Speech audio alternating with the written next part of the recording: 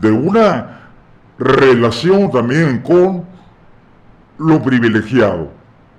con el poder de los privilegiados, si bien también implica una circunstancia incidental. Y del otro lado, en síntesis,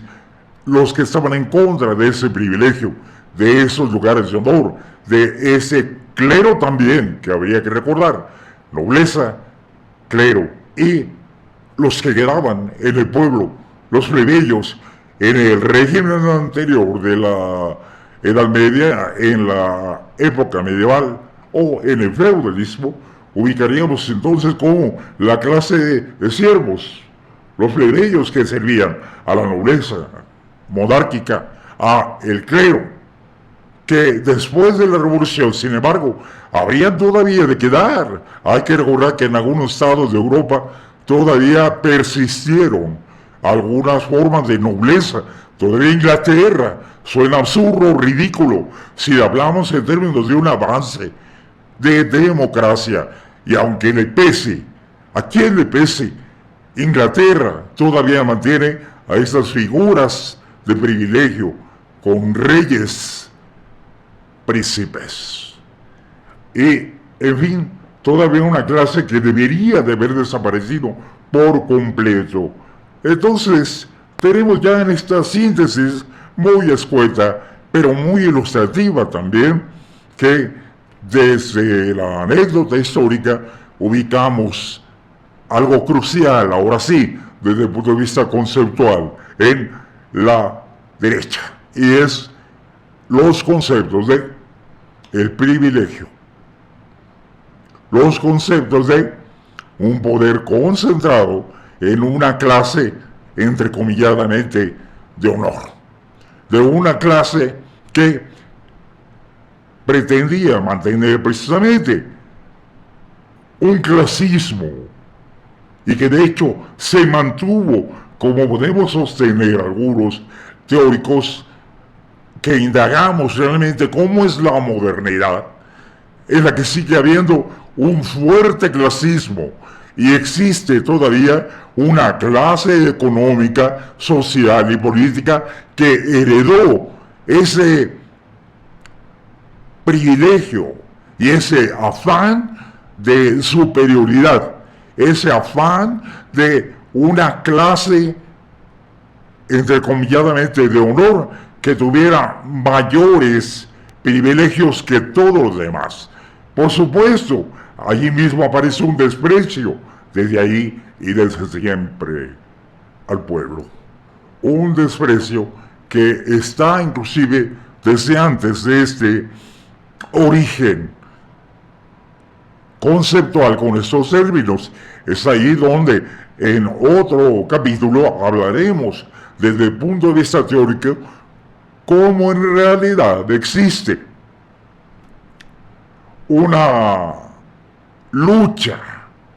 entre estas dos posiciones ancestral, desde origen. Cuando observamos en la antigua Grecia, los filósofos más reconocidos en la historia, que también promueven y promulgan una argumentación en favor de una clase dominante, privilegiada y esclavista. Si hacemos un análisis desde entonces, resultaría que este posicionamiento de derecha, aunque antes no fuera referido así, habría existido en Occidente desde siempre. Y no solo desde este origen del concepto de derecha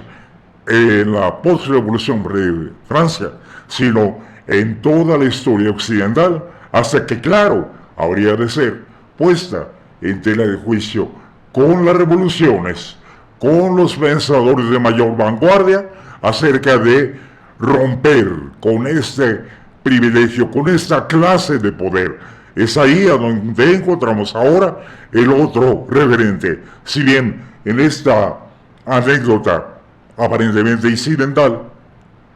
en los que estaban del otro lado de estas asambleas, en contra de los ultra realistas, es decir, de los que estaban en favor del poder absoluto de la nobleza monárquica o de los herederos de esa nobleza monárquica. En nuevos herederos de clase privilegiada, los que estaban en contra de todo esto estaban ubicados en esta posición incidental de esas asambleas en la izquierda, pero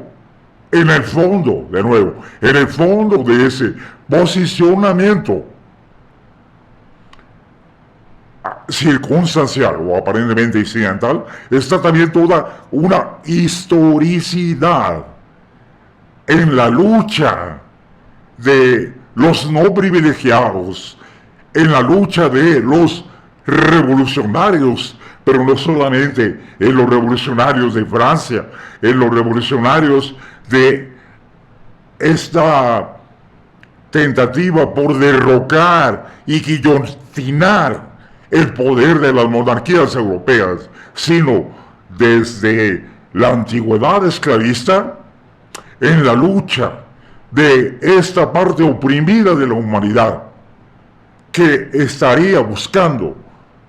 una libertad más allá de este concepto tan mal manejado, tan viciosa, perniciosamente manipulado, manoseado en la modernidad y en el capitalismo, que es una libertad no razonada a profundidad, no pensada, pero que en realidad estaría vinculada con una lucha de liberación humana mucho más profunda y más fuerte desde la antigüedad esclavista, pasando por las revoluciones que acabaron con la Edad Media y las monarquías, no solo en Europa, en otros lugares del mundo posteriormente, como habrían de venir también las revoluciones en Rusia, en México, y posteriormente las revoluciones que también son de izquierda en el siglo XX, y que por supuesto están conectadas por un hilo conductor, un hilo conductor de una emancipación de los no privilegiados, una emancipación,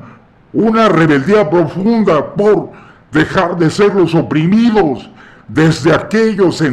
esclavos de la antigüedad hasta estos siervos de la Edad Media que lograron hacer revoluciones para acabar con los monarcas, hasta por supuesto un hilo conductor que conecta con las revoluciones más modernas que buscan también liberar al ser humano de las clases privilegiadas. Eso es lo que está de fondo en la izquierda, más allá de la ubicación que tuvieron en las asambleas, en ese espacio, en esos recintos donde se ubicaban en contra de los lugares de honor. De por cierto, una última relación, también se le quiere reconocer a estos lugares que no eran de honor, como